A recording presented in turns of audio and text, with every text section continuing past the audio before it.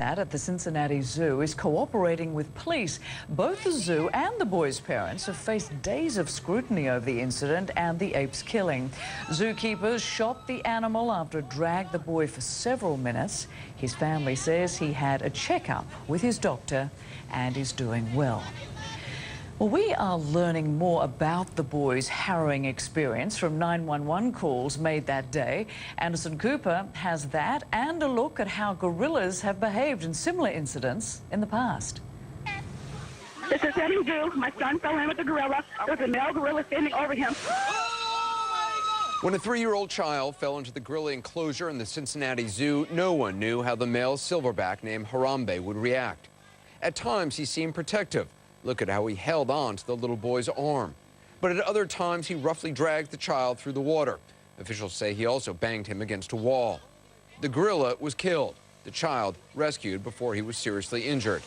This is not the first time a child has encountered a gorilla in captivity and come out alive. In 1996, at the Brookfield Zoo in Illinois, a 3-year-old boy fell nearly 20 feet into the gorilla enclosure. He lay unconscious on the ground. Then a female gorilla carrying her own baby approached him. Watch as she cradled the boy before picking him up and carrying him to safety. She carried him gently to the access door where the keepers and paramedics were able to get to the little boy and bring him to safety. In 1986, a 5-year-old in the United Kingdom fell into a gorilla enclosure and was also knocked unconscious. A 250-pound male silverback rushed over to the boy and instead of attacking him, gently caressed him. Then seemed to watch over the child, protecting him from the other gorillas before the boy was rescued.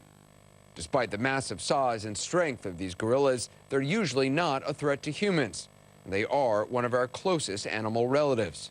They live in 2 distinct groups. I came face to face with mountain gorillas in the wild in 2006 in the Democratic Republic of Congo.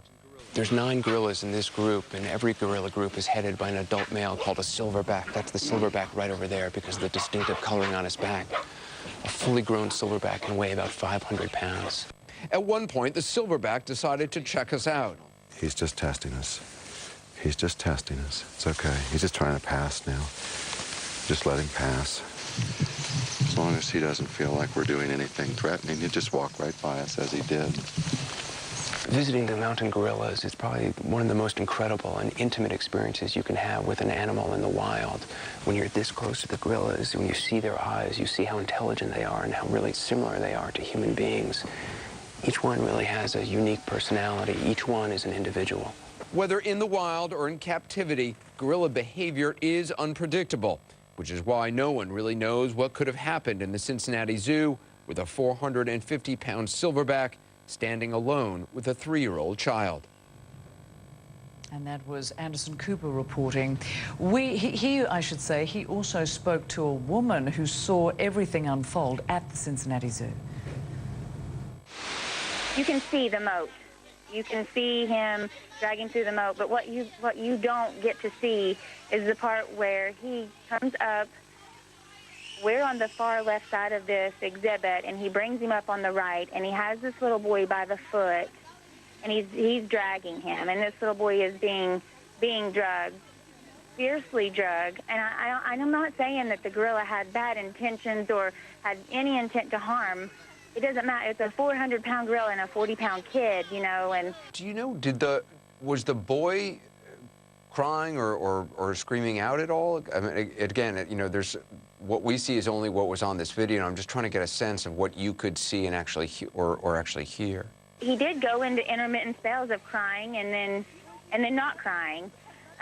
But what people don't see before the gorilla shot, and he's between his legs, and people say he was just calm and he didn't seem to be hurt. But if you would have seen that gorilla dragging this baby, where his little precious face is like literally just bouncing off of the rock, and he looks lifeless. I mean, he just looked lifeless. We did not leave the zoo until we knew that the little boy was okay.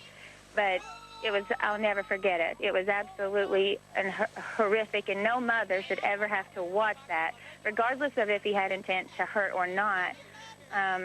that child was not a baby gorilla. It was a child who cannot endure this gorilla running across the rocks and dragging him by 1 foot while his little face is bouncing off of the ground.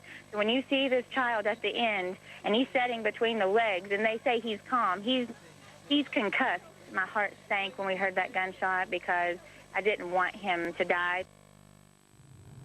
Still tough to watch that. Well, Iraqi forces have an ISIS stronghold surrounded.